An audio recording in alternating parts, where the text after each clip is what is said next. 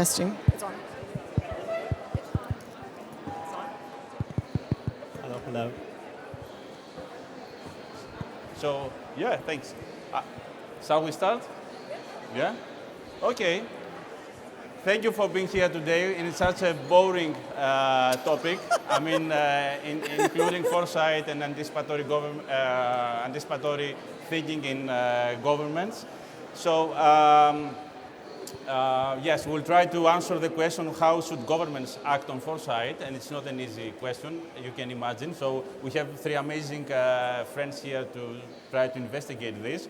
I'm Epameinondas Christophilopoulos. I'm the biggest name in the conference because my name has 30 letters. And I'm the UNESCO Chair on Futures Research, but I was also serving in the Prime Minister's office for 2 years, trying to include anticipatory policy making. I was not successful. I hope I'll be more successful today asking questions to you, and you might be more able to say something useful today.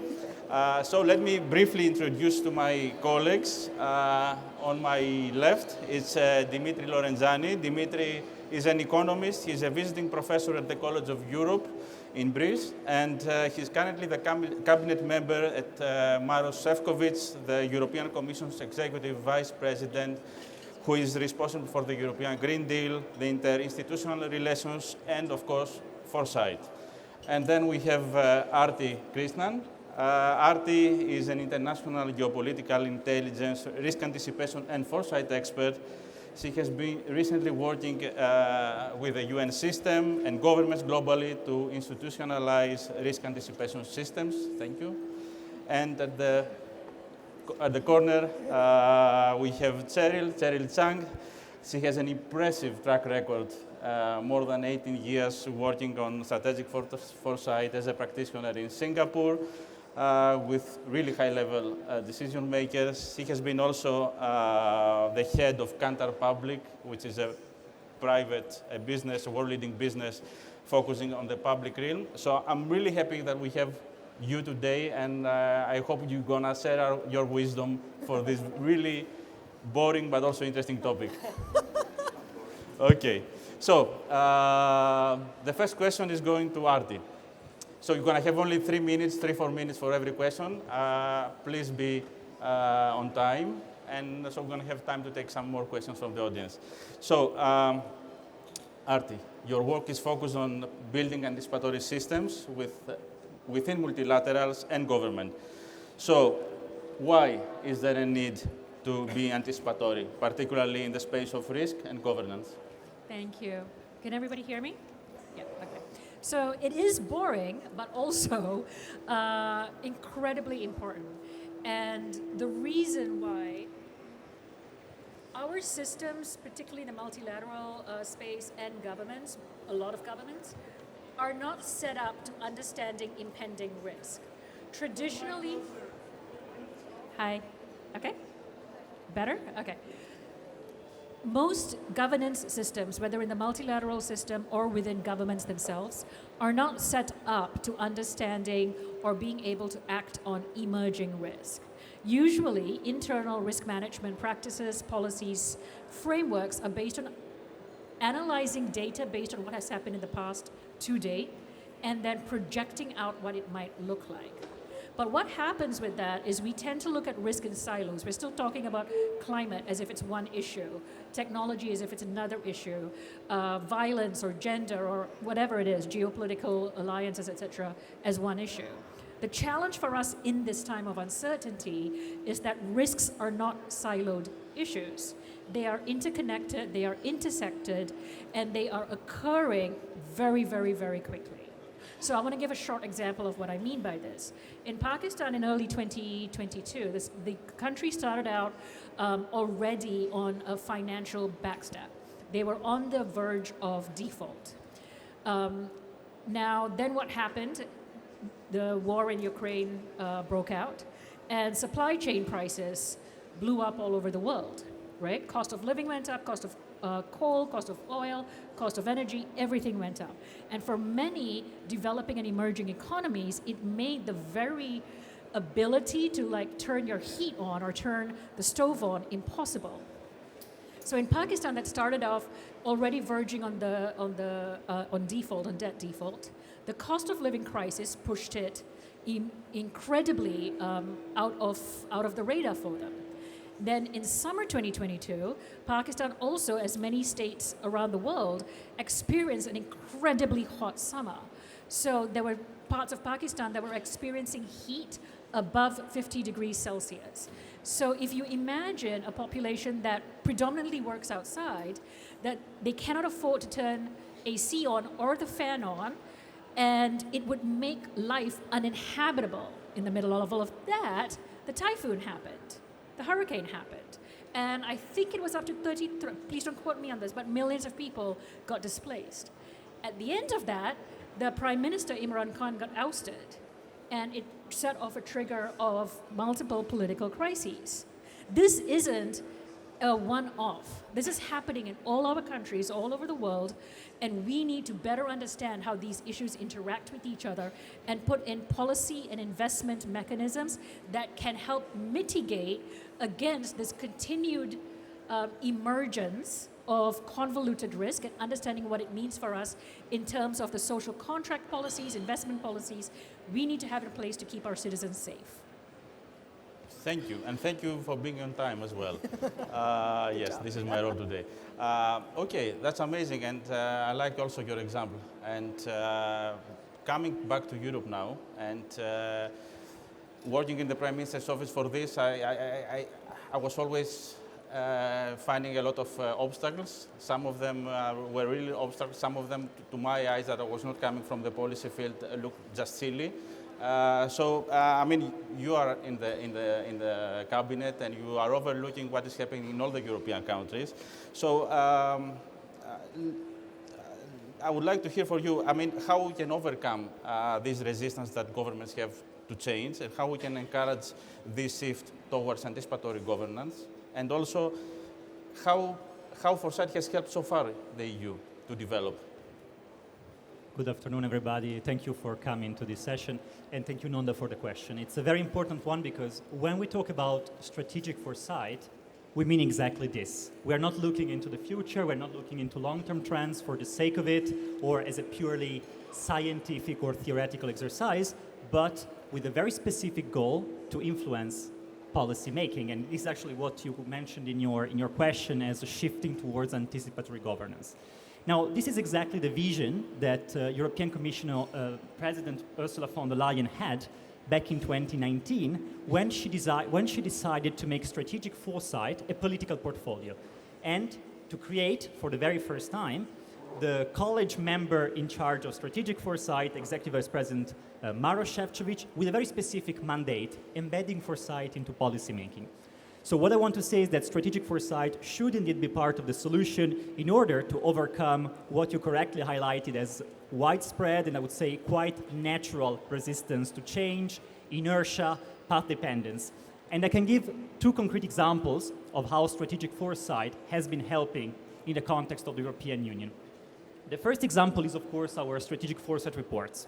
This is a communication that is adopted every year by the College of Commissioners, and by design, it includes 10 concrete recommendations, 10 areas for action that are meant to influence the European Commission's line to take, political narrative, beyond well-known, well-replayed lines to take. Seems very easy, but I can tell you that it is the result of a very complex exercise of collective intelligence inside the Commission through our so-called strategic foresight network of cabinets and services, one of which I have the pleasure to chair, as well as across EU institutions through ESPAS, our interinstitutional foresight network. The goal is to move to what I like to call foresight optimism. It basically means being honest, truthful about inconvenient truths, but not with the goal of drowning into pessimism and inaction, but in order to be able to think out of the box how to solve these challenges, how to address these inconvenient truths. It's something we're working on. The second example, to close, since you're here, Nonda, is the creation of the EU-wide Foresight Network of Ministers for the Future. Back in 2020, we asked 27 governments to indicate a person, a foresight ambassador in charge of foresight at ministerial level. And we make sure that these Ministers for the Future convene at least once a year in order to discuss about long-term trends that have an impact on policy making. we are starting to see the fruits of this work as more and more member states are creating Foresight cells directly attached to prime ministers. Of course, classic example, Finland, but many more are coming. Spain, we see Lithuania, we see Luxembourg, we see Greece, and many other rising stars. And Epameinondas knows very well about all this. And just one last word to say, of course, that Foresight is part of the solution not only in Europe, in my view, but also beyond Europe. And we have been working a lot with third countries from which we have a lot to learn. And I'm looking towards Cheryl because Singapore is a very good example, but also Dubai. We had Her Excellency Al Rumi opening our annual ESPAS conference back in 2021. So I want to say also that we need to do this in a collective manner, and working with third countries is also extremely important. Thank you. Thank you, Dimitri. And actually, that was, you are connecting very much with what I would like to ask Cheryl, because, I mean, usually, I mean, we know Foresight, in Foresight, one size doesn't fit all, and we need to really design something that is relevant to a specific culture, a specific need. And okay, I will not make any comment about what is happening in Europe, but I will come to Cheryl, and because you have a lot of experience, you are coming from another area of the world, and this kind of forum here in Dubai give us this opportunity exactly to have the views from all over the world. So tell us, I mean, how does anticipatory governance vary across different countries and cultural contexts, and what local governments actually can learn from global best practices in anticipatory governance? Great. Yeah, thanks so much for the question. Hi, everyone. So I think, let me put on my Foresight practitioner hat, and I work very much in the public policy space. In many cases, for those of us who spend a lot of time horizon scanning, we are actually looking at very similar trends, actually. And when we, across continents and, across our work, compare notes, there's actually a lot of similarity.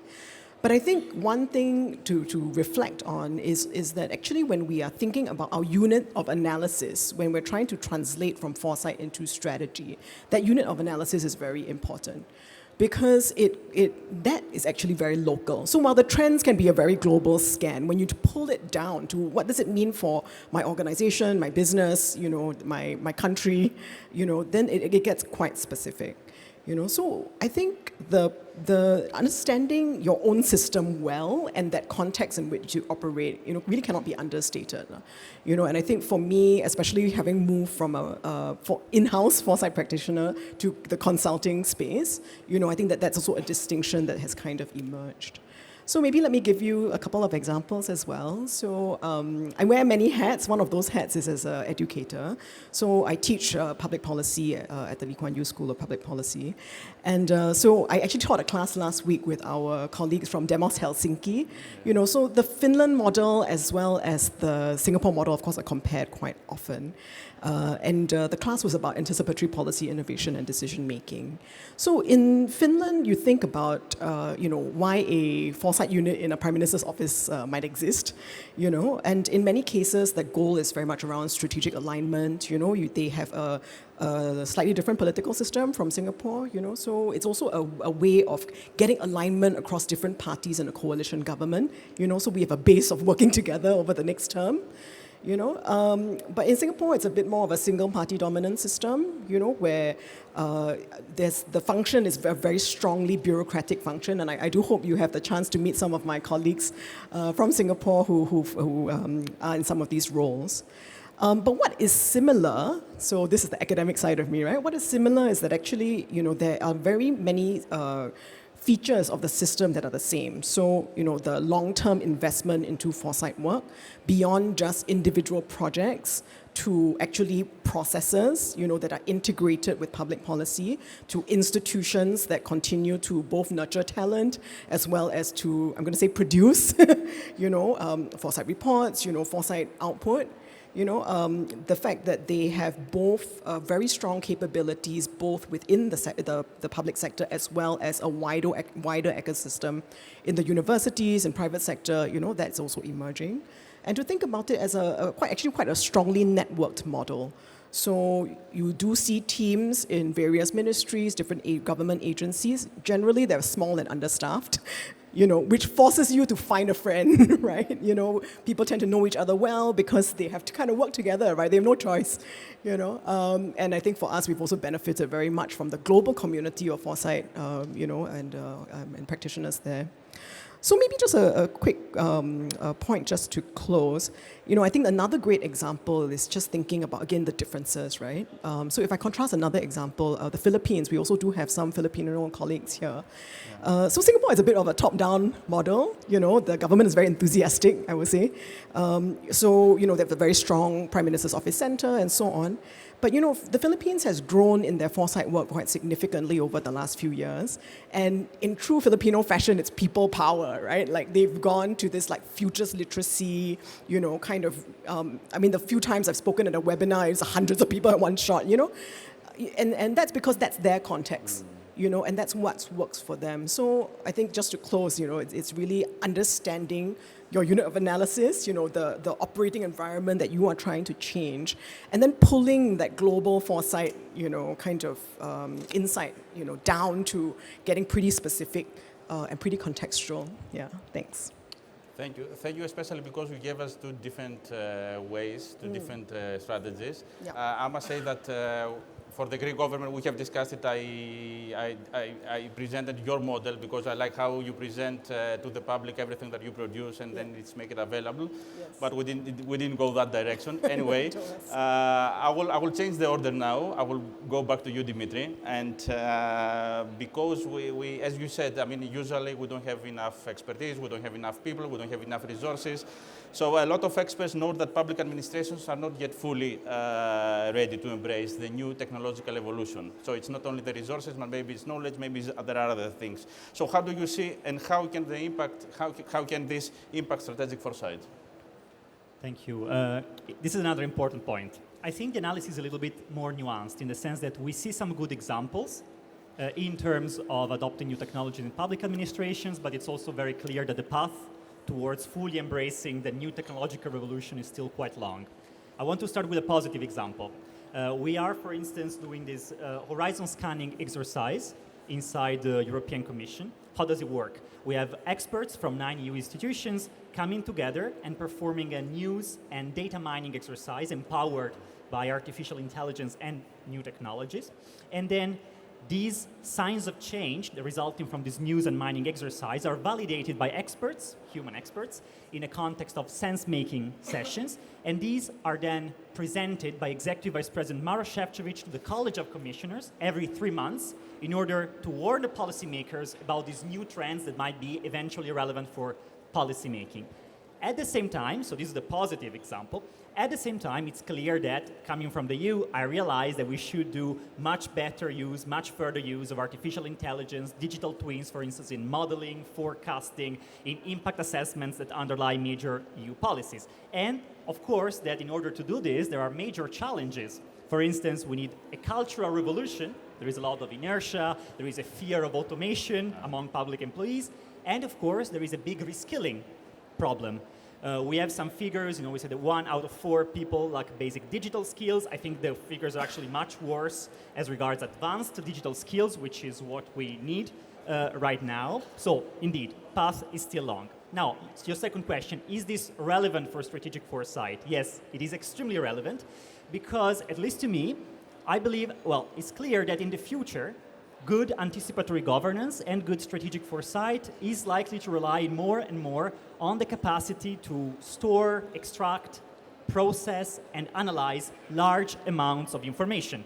So this means that strategic foresight leadership for public administrations is likely to have to go hand in hand more and more with a strategic approach to developing, deploying, and ensuring the uptake of industrial Internet of Things systems, 6G, and edge computing able to manage and analyze big data very, very quickly.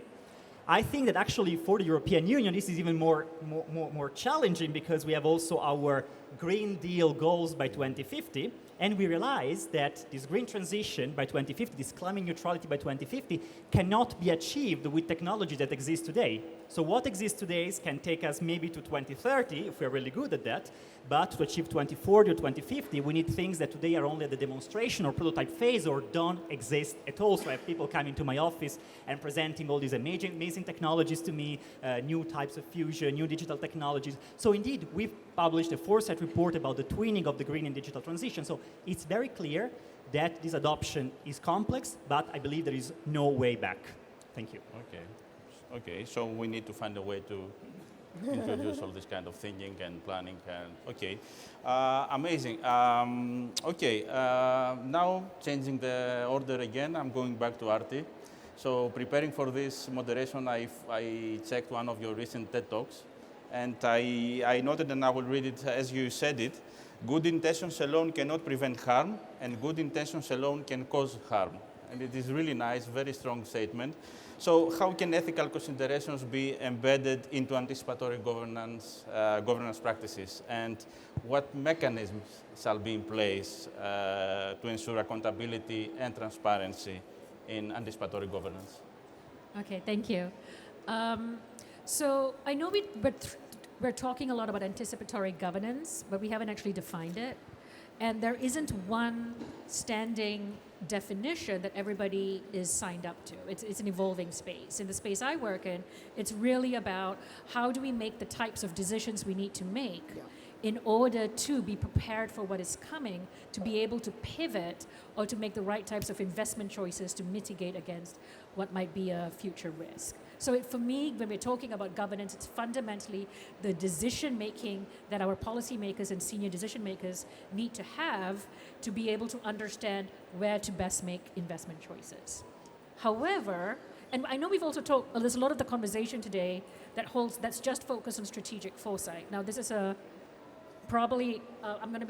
my position is, and I come from working within large bureaucratic institutions and governments, is that foresight is not a silver bullet. It is a set of tools and approaches and mindsets that are aimed at helping people understand what to trade off in terms of whether they're prioritizing the today or tomorrow, to understand how to make a decision on something that they don't yet have the full amount of information on, because everything about the future is a perception of opportunity or a perception of risk, and how to ensure we understand the implications on our underlying value proposition. So, all of this will only ever privilege a certain group of people. And very often, and particularly when we talk about technology and we think of that in one silo, we often think about, well, who is this? This is definitely going to bring lots of benefits. Of course it is. But actually, there's a lot of harm that can come from it if it is not governed properly. So when we're understanding ethics and harm minimization, the value of being long-term in your thinking, of being anticipatory in your thinking, is understanding who might get left out of the benefits of this particular policy choice or investment choice. If we make this decision today to prioritize X, how might Y get impacted down the line? And those trade-offs, that analysis is not made usually, because we often think about the investment and policy and governance choices we make in terms, I think we make an assumption that everything is going to be all right. And whatever happens down the line, the downstream accountability, we don't really consider it, because we often think about risk through an institutional liability sense of what our legal liability means. That's not good enough. What we've seen happen over the last few years is how systems and structures of injustice, of inequity, that are designed to only privilege a certain few harms large swaths of the population. And when large swaths of the population are continuously harmed, it comes back to bite us. My hypothesis of crisis anticipation is that there are three pillars, right, of things that we need, levers we need to look out for. The first is how financially resilient is the particular state or institution to withstand whatever is coming their way. The second is, what is the level of transparency in how the governance structures are making their decision? How accountable are they? And who are they accountable to? Is it the immediate governing structure or to citizens that are going to live 10 years or 20 years from now? Policy making that's done today privileges today. And yet it is our children and grandchildren that will live with the result of the decisions we make today. And the third is, what is the level of trust between citizens and their decision makers and policy makers? Now, if you sort of group these three levers together, if one falls, and I'm talking about this from a nation-state perspective, your state can probably still be resilient. But if two or more fall, which we have seen happen just in the last 3 years alone to multiple countries, whether it's global north or global south, it collapses. So why thinking and embedding ethics and harm minimization is as important, not just in the present day, but also in the longer term, is it de-risks the proposition. It de-risks the value of investment that we're making, because what we have to argue for, which is our moral obligation to do for those of us that work in anticipation, is to understand that all of this is only going to matter if our decision makers feel resilient and strong enough to make a risky decision based on something they don't know what the answer is to. So yeah, thinking we've got all the answers and we're making the policy decisions today based on an echo chamber worldview might seem good, and it might have good intentions, but our good intentions can also cause incredible harm down the line, as we have seen happen over and over and over again in our history. Perfect. Thank you. And I really like that you added this kind of long-termism thinking on that it should be important in policy making and how we take decisions.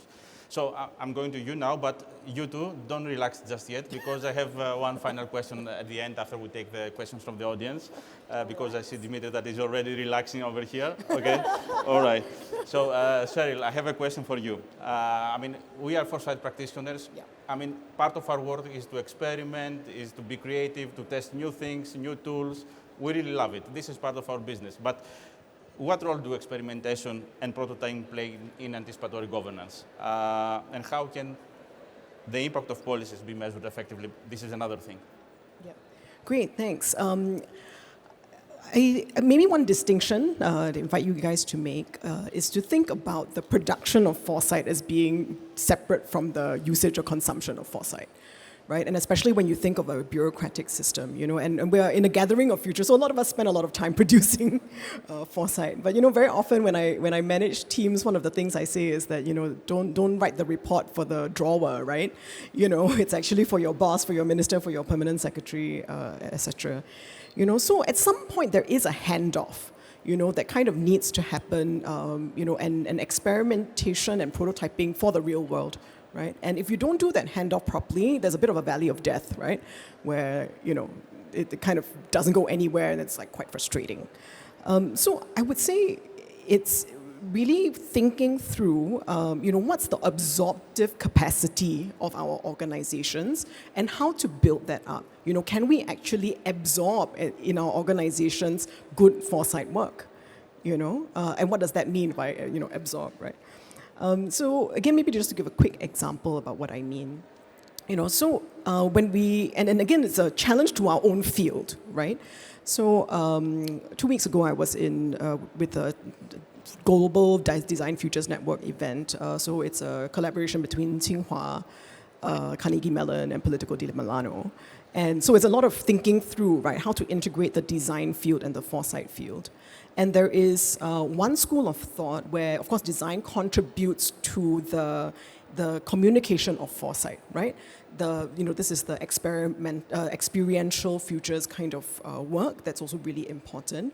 And so one conversation they were having is that actually, how do we use design tools to pull, you know, the foresight really into the real world, right? Because very often, actually, we are designing for a future that we do not want, or it's not sustainable, you know. So how do we pull that across a lot more, you know? And you know, this testing, you know, and prototyping, I think that would be my encouragement, right? To like see how that closes the gap.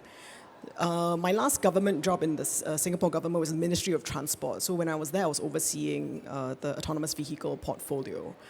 And it was quite easy to jump up and down and tell my bosses about like autonomy. You know, this is almost 10 years ago, so it was quite some time.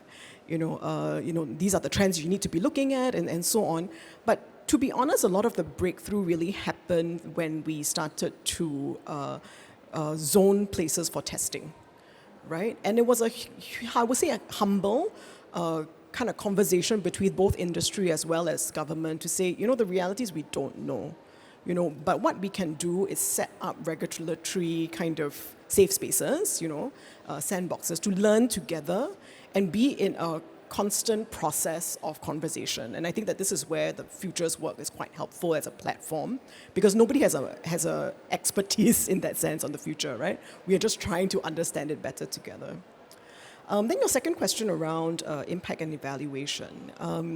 So as you mentioned, I spent some time heading a consulting firm that does policy program evaluation. So allow me to switch hats to the evaluator hat. And again, to be self-critical about the field, right?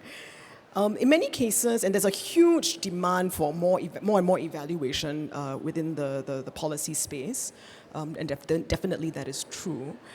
Definitely that you see that in Foresight as well, and we talk about the impact a lot. But there is a almost definitional challenge, when you're trying to figure out the impact of a future thing that, I just looked at Cambodia scenarios for 2050. Do I have to wait until 2051 before I can evaluate? I mean, it's a fundamental challenge, right? But then does that mean that I throw my hands in the air and say, therefore, because it's 2051, I don't do anything? That's also not a viable kind of response. So I think, for me, I think about it more from the perspective of how do we close the implementation and impact gap. There are a lot of things we already know works. It's like, I know I need to eat my vegetables and go to the gym, right? I don't need to wait until, to evaluate whether or not I'm doing it. Just go and do it, So, I mean, that's, I think, the thing that I would love to encourage, right, in the policy space. That there's so many things we know work.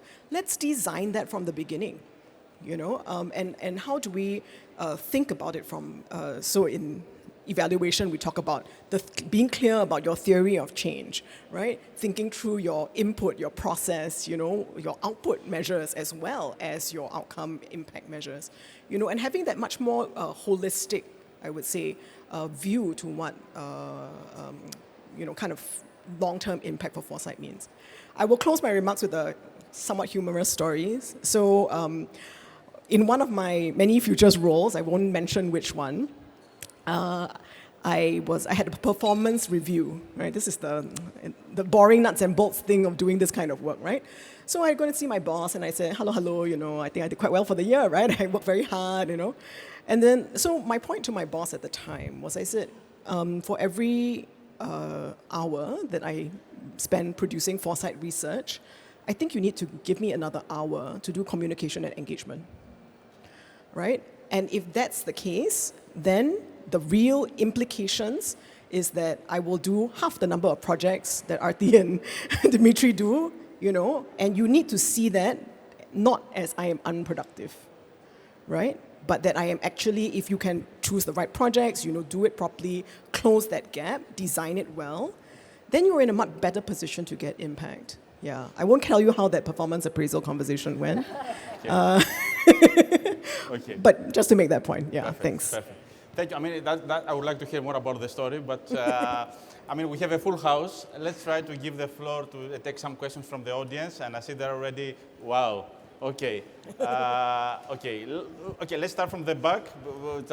Yes, please, there is a microphone. Then you, yeah, because always you expect to take the microphone first. So is there any microphone? Okay, yes. Okay, we will share.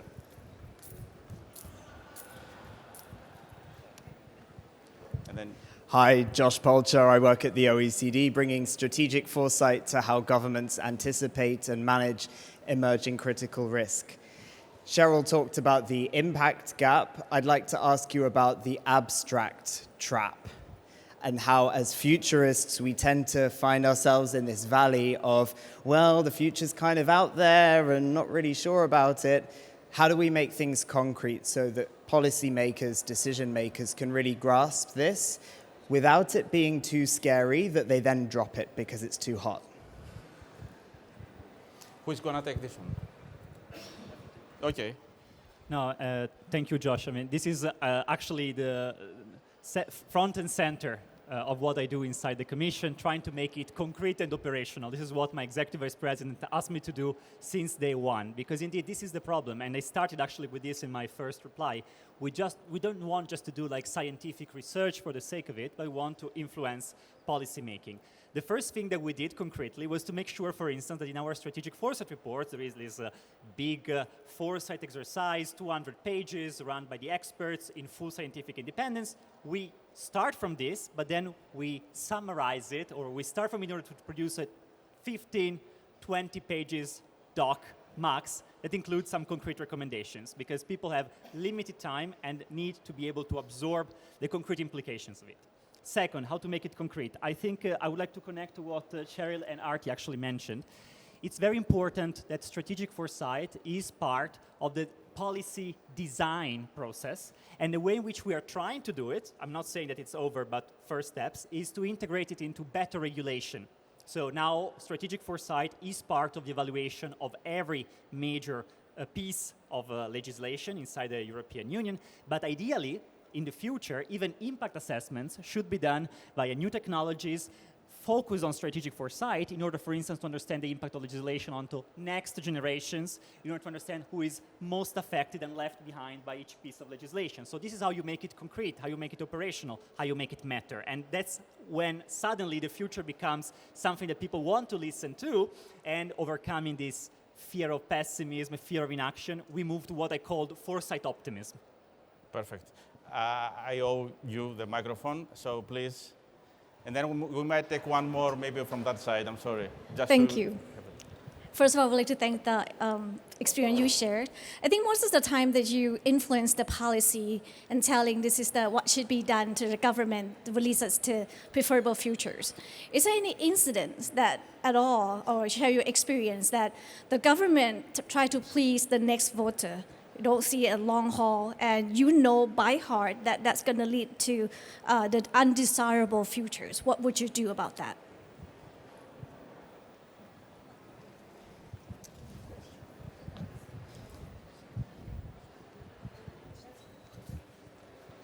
Quick, please.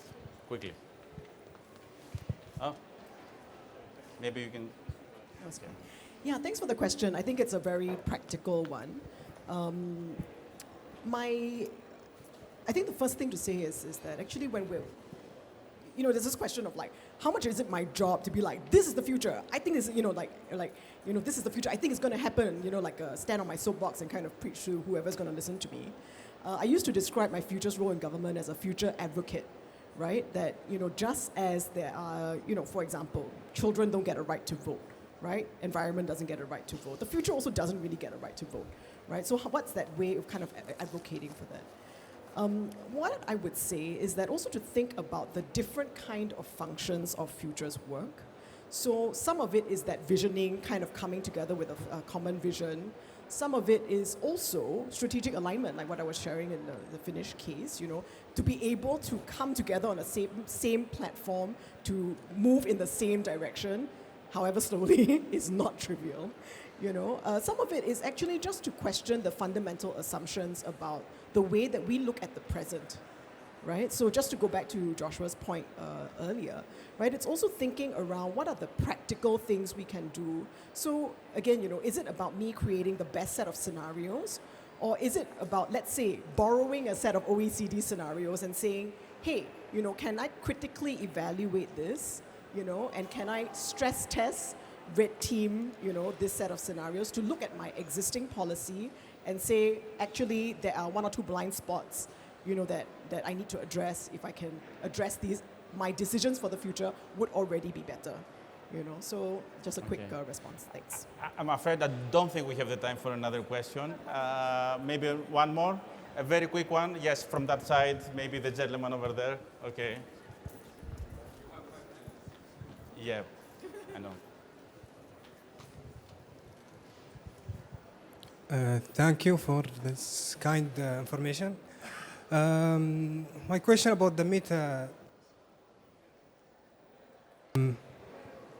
Yeah, we can hear you. My question about the meta trend. Like we can't spend as a government, invest too much, but still there is huge or big trend, mega trend, it's happen, we cannot handle that. So how we can make the balance or make something, you can't handle that. Aarathi, maybe you can take this. So can I just repeat that question to make sure I understood it properly?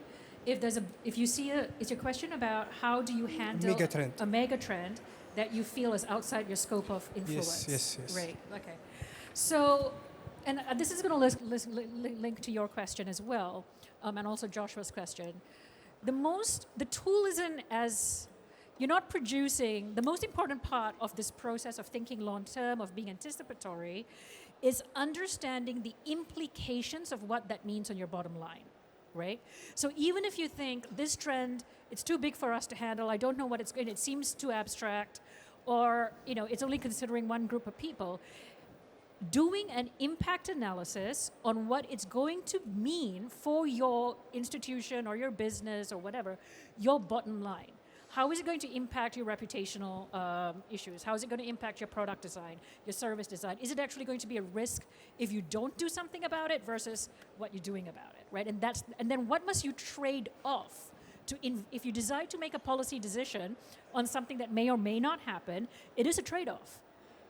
What must you trade off around that? But the most important thing in all of this is getting our decision makers to understand that there will be an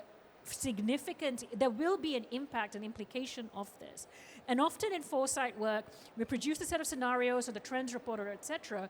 What we don't do enough of is that implications analysis. What could this mean for our bottom line? What could this mean for our constituents?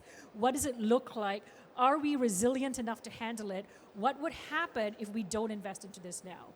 The decision could still be, well, it's too big for us to handle. Okay, it may be too big for us to handle in the next 2 years. We don't have enough of a financial budget or an envelope, but perhaps we can put aside, as what Dimitri and Cheryl was saying, a small bit of investment to either understand it a little bit more or innovate against it so that when it does happen, because it inevitably will happen, we are better prepared.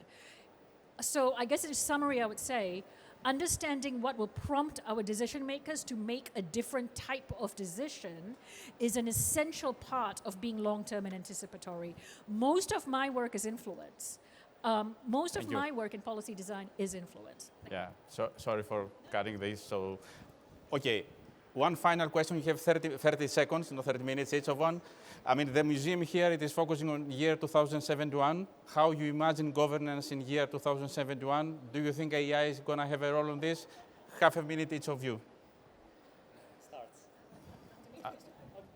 Of course, I imagine, if I imagine year 2071, I imagine a more agile, future-proof, anticipatory governance, and of course, I imagine artificial intelligence with a big role in it, actually, hopefully, even well before 2071, maybe 2051, and even before, for instance, to ensure more participation of citizens into policymaking, and it comes to my mind because we have already pioneered AI to this goal in the context of the Conference on the Future of Europe in a very simple way. So artificial intelligence-powered digital platform to have a seamless conversation among everybody who wanted to have it on important themes. In the future, we could and should do much more, including what my colleagues have correctly mentioned until now, impact of policy design. Thank you.